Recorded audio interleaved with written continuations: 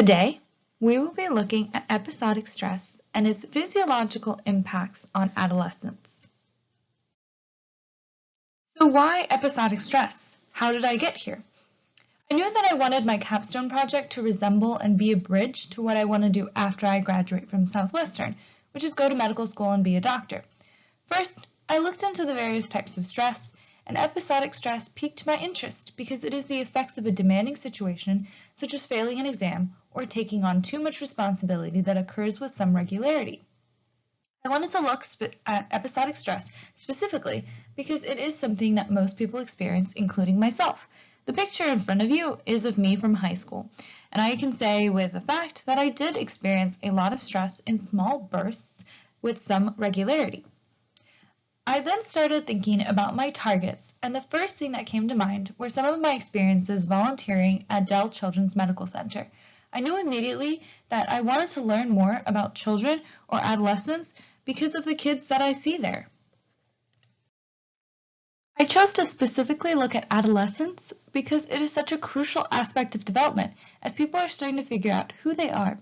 With the current education system, this is also when they start to face a lot of stress about college, their career, and so on and so forth. There are many stages to get to adolescence, which is between the years of 13 and 19.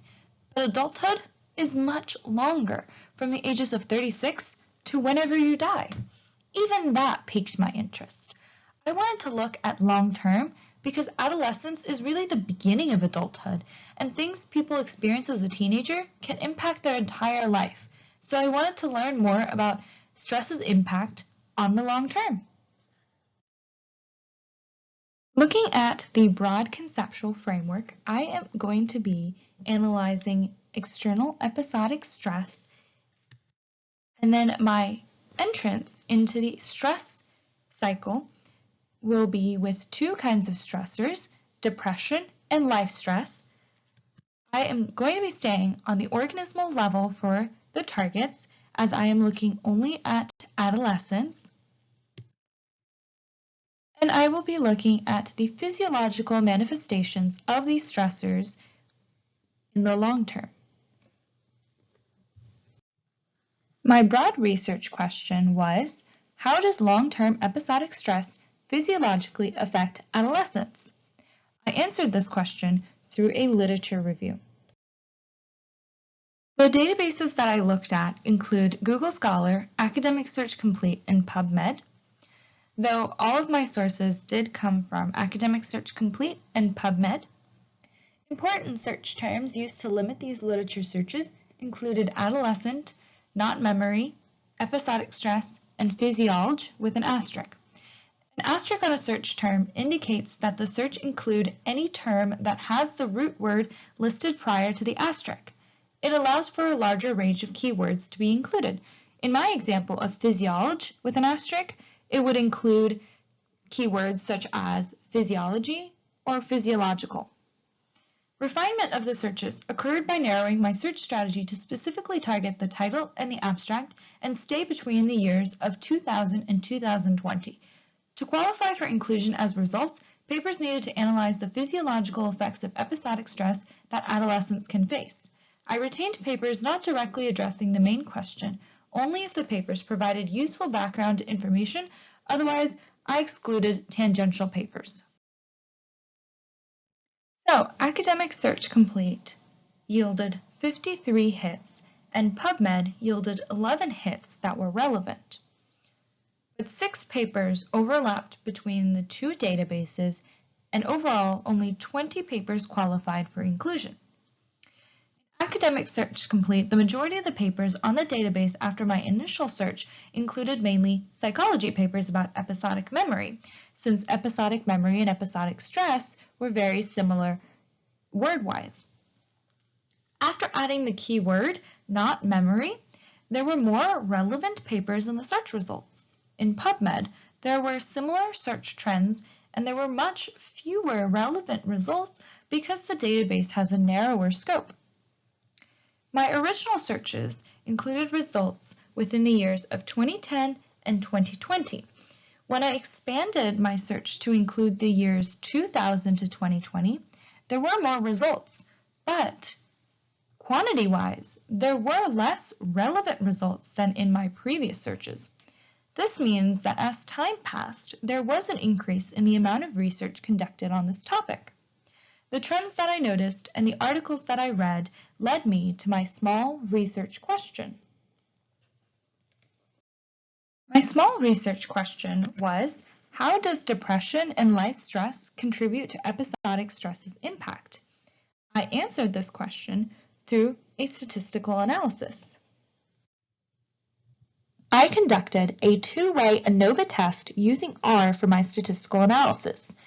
Before I did anything, I first standardized the data. Then I conducted my two-way ANOVA test. There were two levels of data, depression and life stress, because there are two different treatments that I was looking at.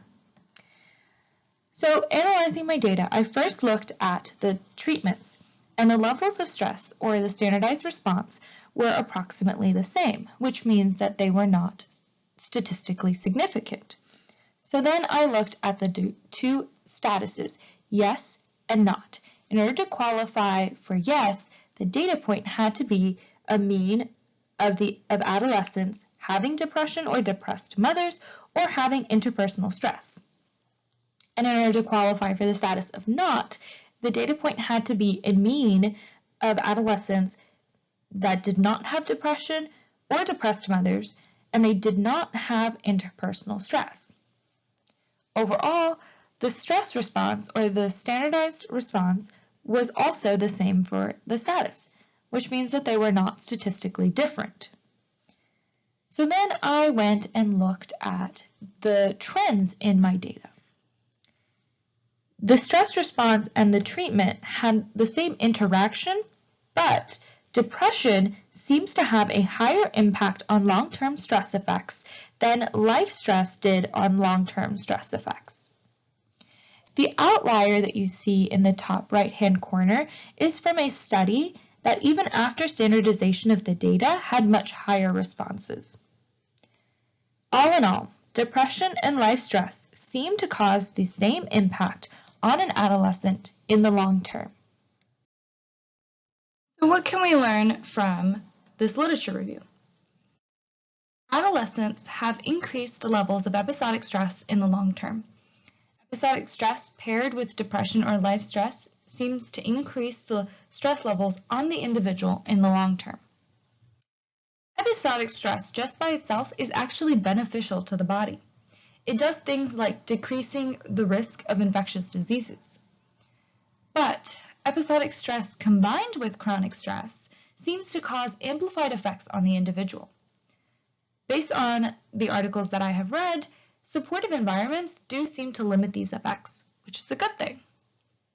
Overall, depression and life stress cause similar physiological effects in the long term.